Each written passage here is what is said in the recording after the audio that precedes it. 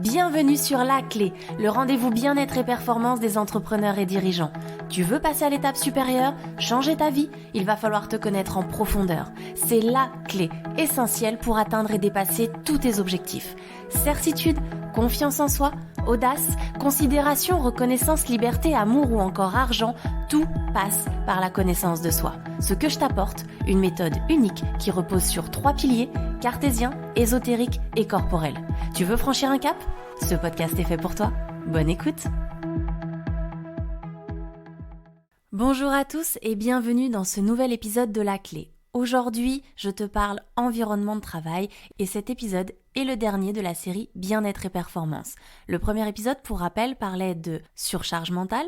Le second parlait de tout ce qui concernait la posture, leadership, charisme, confiance en soi. Et aujourd'hui, on parle donc environnement. Pour démarrer, j'aimerais faire le parallèle avec les 5 éléments indispensables que l'on retrouve dans la nature, les 5 éléments indispensables à la vie. Tu vas avoir bien évidemment l'eau, la terre, le vent, la température et la lumière.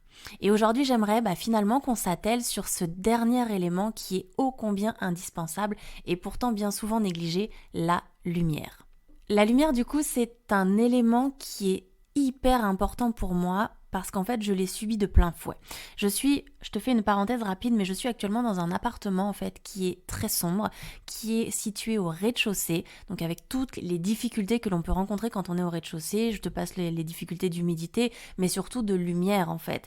Et là où je fais le parallèle, et ce qui moi m'a énormément marqué à chaque fois d'ailleurs, c'est qu'en fait, pendant l'été, je mets mes fleurs, en l'occurrence dehors, au soleil, ou en tout cas à la lumière sur ma terrasse. Et en fait, je vois vraiment la différence au niveau de leur croissance, au niveau de leur couleur, au niveau de leur évolution. C'est hallucinant. Quand elles passent l'été dehors, elles doublent, voire elles triplent de volume. Quand je les remets à l'intérieur, elles finissent vraiment par se rabougrir, elles finissent par finalement évoluer d'une autre manière, elles changent de couleur, La croissance n'est pas du tout la même et c'est flagrant. Alors je me dis, s'il y a un impact aussi important sur mes plantes, j'imagine sur mon propre corps.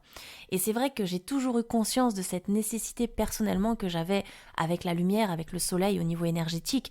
Mais c'est vrai que là, le fait d'en prendre conscience avec des éléments du coup vivants, naturels autour de moi, ça m'a toujours énormément marqué. Et ça m'a même choquée en fait. Et en fait, ce que j'aimerais te partager aujourd'hui, c'est vraiment l'influence de la lumière sur ton corps, que tu comprennes vraiment quelle est la nécessité d'avoir un bon environnement de travail et d'avoir un bon éclairage pour vraiment être performant. Alors 5 éléments aujourd'hui que je te partage pour que tu puisses vraiment prendre conscience de l'influence de la lumière sur ton propre corps. Premier point, c'est qu'en fait la lumière, ça va te permettre vraiment de régulariser au niveau de ton sommeil. Deuxième point, ça va vraiment t'aider aussi à renforcer ton système immunitaire. Troisième élément, ça te donne de l'énergie. À titre d'exemple, la lumière du matin, c'est celle qui sécrète ce qu'on appelle le cortisol.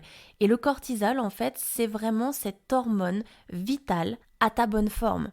Donc, en gros, c'est pour ça qu'on dit souvent que les gens qui se lèvent tôt ont vraiment une bonne énergie, etc. parce qu'ils captent cette lumière. En fait, c'est la lumière bleue du matin qui vraiment va te permettre de sécréter du cortisol et donc apporter cette vitalité à ton corps. Il faut savoir aussi que du coup cette énergie, comme je te le disais, la lumière ça donne de l'énergie à ton corps et en fait ça donne de l'énergie à ton corps. Pourquoi ? Parce qu'il faut savoir que la nuit en fait ton corps il baisse en température et quand le jour apparaît il se remet à la température de 37 degrés qui est la température du coup du corps humain et c'est vraiment 37 degrés, c'est la température idéale pour le fonctionnement optimal de tes muscles. Donc il y a vraiment tu vois cette nécessité pour le corps de faire le distinguo du coup entre le jour et la nuit. Et c'est pour ça du coup que la lumière a vraiment entre autres une importance cruciale et aura un impact sur ton corps et donc un impact forcément par répercussion sur ton niveau de performance.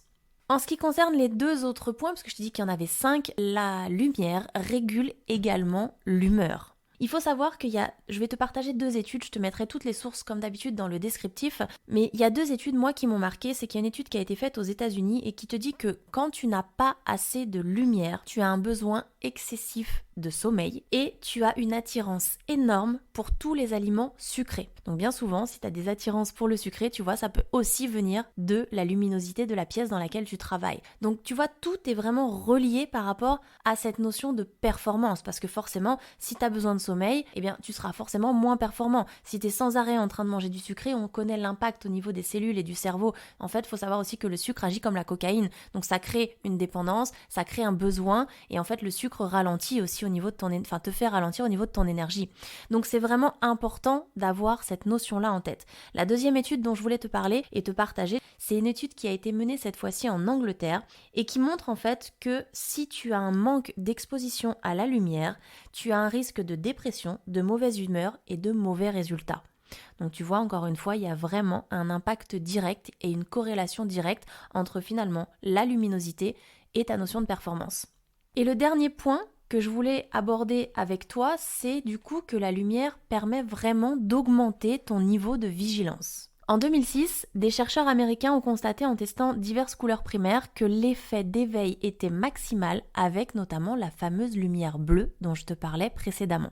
Il faut savoir également, en fait, quand une pièce est baignée de lumière, tu as beaucoup plus de concentration et donc tu seras forcément beaucoup plus vigilant à ce qu'il se passe. Il y a donc vraiment un véritable lien entre la lumière forte et la lumière bleue et ton degré de vigilance. C'est d'ailleurs pour ça que dans les usines notamment, on utilise vraiment une forte intensité lumineuse en fait pour pouvoir augmenter le niveau de performance des personnes qui travaillent et baisser le risque d'accident. Donc tu vois, il y a vraiment une corrélation directe entre ton niveau de vigilance et ton niveau de performance. Donc c'est vraiment super important et j'insiste là-dessus, la lumière est quelque chose de vital dont on ne prend pas toujours suffisamment conscience.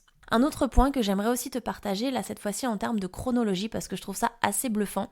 En 1903, le médecin danois Reiberg Finsen, pardon pour la prononciation, reçoit le prix Nobel de la médecine et du coup dans cette même année, dans la suite de ça, la luminothérapie elle tombe dans l'oubli en 1903. En 1984, les médecins américains l'utilisent dans le traitement des dépressions saisonnières.